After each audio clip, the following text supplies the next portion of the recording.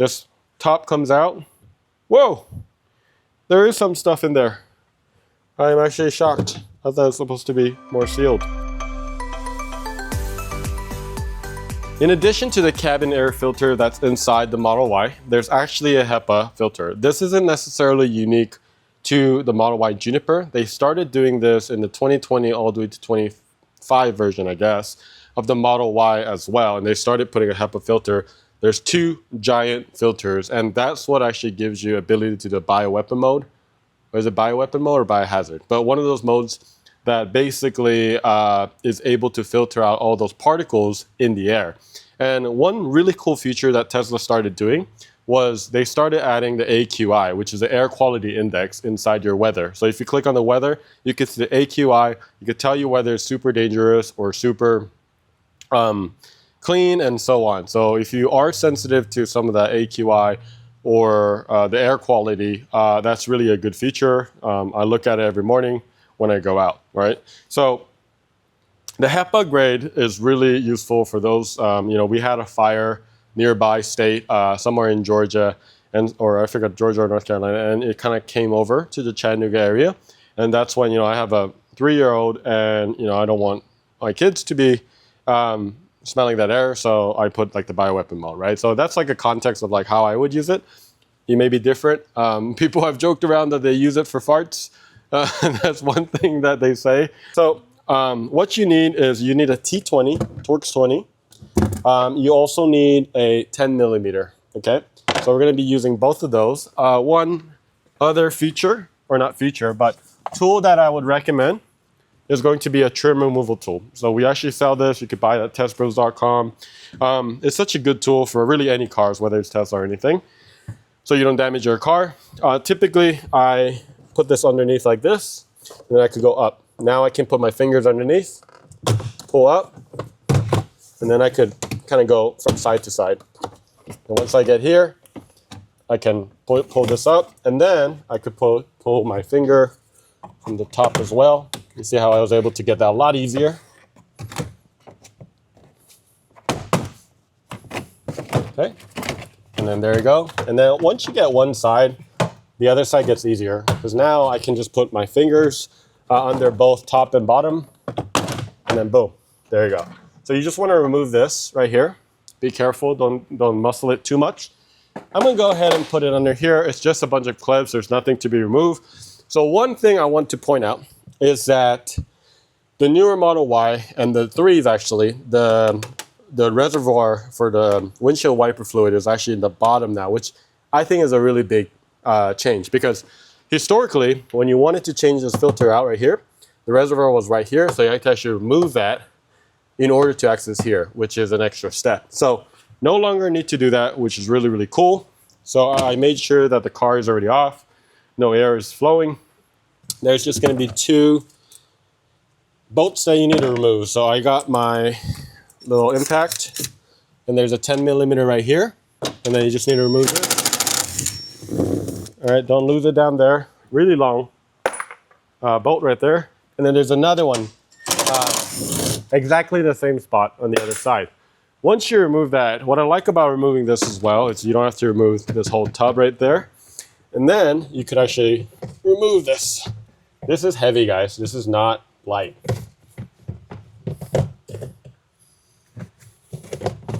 Can you see? I can't see anything.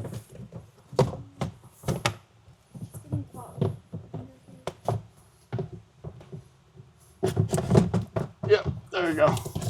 Okay, so that's the step.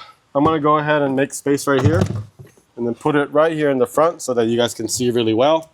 I'm gonna go ahead and change out my tool to T20, so Torx 20. I'm gonna write this all in the description, but I like using impact. Be careful with the impact, don't overdo it. So, one positive thing is I talked about some of the positive. The negative is there's a shit ton of these, right? There's a lot of, there's a lot of these T20s, okay? Beep that out. It's also hidden underneath this rubber flaps right here. So I'm gonna get started. I think it's about 20.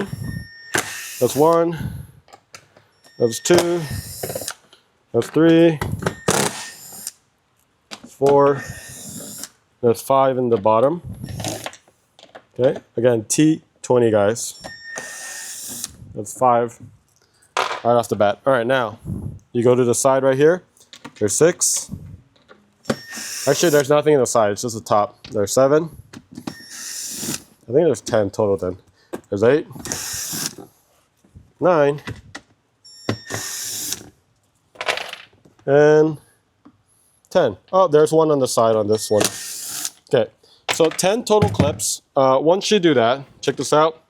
This top comes out. Whoa! There is some stuff in there.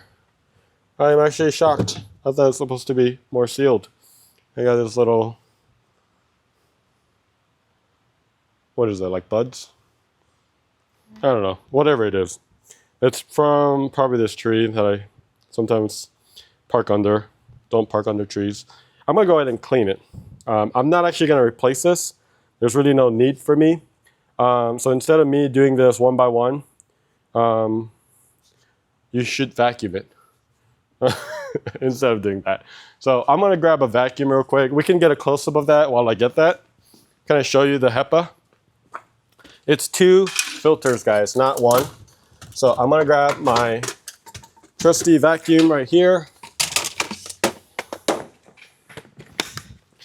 All right. So let's grab a vacuum. We just do this. I like using this Dyson particular one.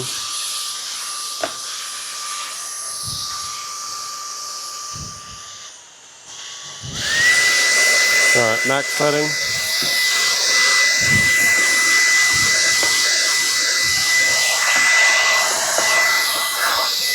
All right, you know what's crazy? I mean, I think you would understand if you're from the South, but look at all this yellow. You know what that is? That's pollen. It's crazy. Pollen season right now. So to replace it, you take this. I mean, this is pretty heavy. This is about, I don't know, 2 pounds. And then you take this out as well. So it's a 2-piece, right? And then you got this other side of the filter. So if you have like a Dyson purifier, like air purifier one, it's very similar to this because it is actually HEPA grade, right? So that's kind of like what it reminds me of. Just be careful not to damage anything. Right, it's pretty tight. Did you hear that? It's kind of like sealed in there. Okay, it has this rubber gasket as well. Right, so you can kind of pull it apart a little bit to get a little bit more. Oh, there you go.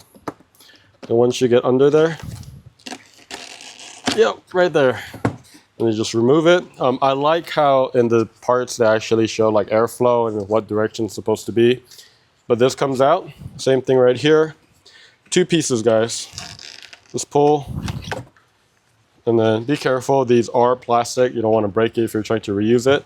This is what it looks like. So if you're wondering, hey, I didn't know that anything could get under there.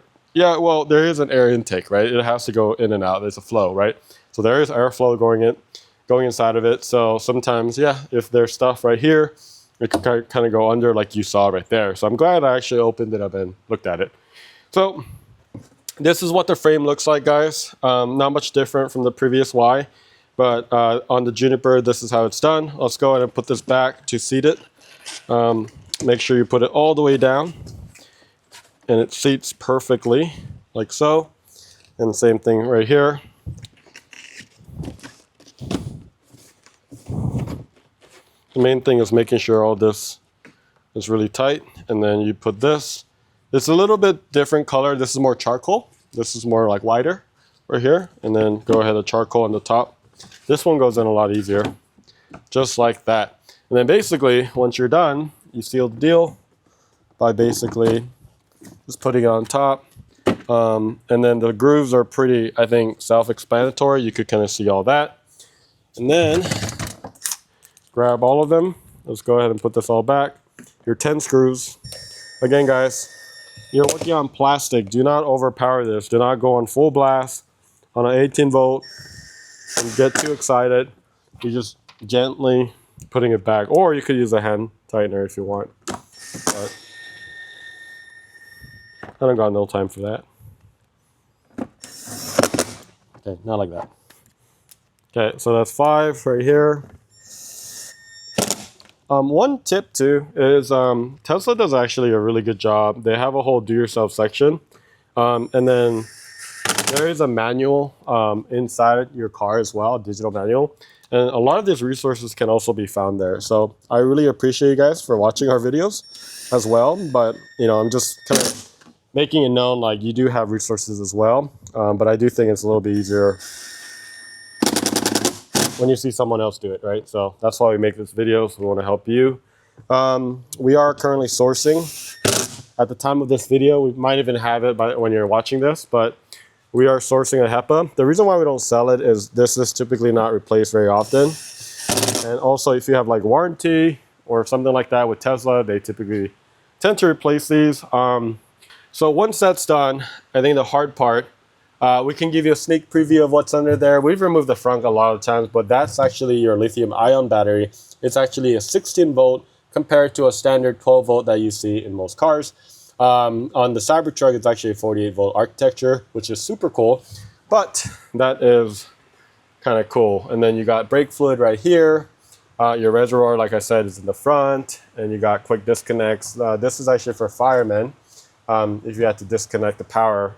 So I'm really thankful for our firemen, but also, you know, that's what you do when it's in a crash or something like that. So I'm going to go ahead and seat it. I'm going to try to figure out the best way to do this, because earlier when I was taking this out, that was painful and embarrassing. So let's see what the easiest way. Okay, I think the easiest way is go in. This has some give. You see that? Because, I mean, it's still bolted in by 10 millimeter, but it does have some give. So once you have that in there, you could kind of seat it. Boom, right there. Same thing right here. Boom, seat it perfectly. Change your cooling right here to another 10 millimeter. And then this one you could tighten a little bit more. You don't want this wobbling while you're driving. All right, so there you go. And then the last part of the process is putting this back. One tip with these are pressure clips right here. These are pretty fat right here. Always make sure that they're actually aligned before you push it in. You don't have to go that hard, but I like starting looking at these little hinges right here as my alignment point. And then once I get to that point, I look at the bottom right here. My center is good. There you go. And then everything else should typically align. You see how easy that was? But if you don't align it and you push it, that's when things break. So you make sure it's aligned before you do that. And then once you replace it, you're good to go for another 3 years. So if you have any questions, let us know in the comments below. We love making videos like this and guides. So make sure you click on that subscribe button.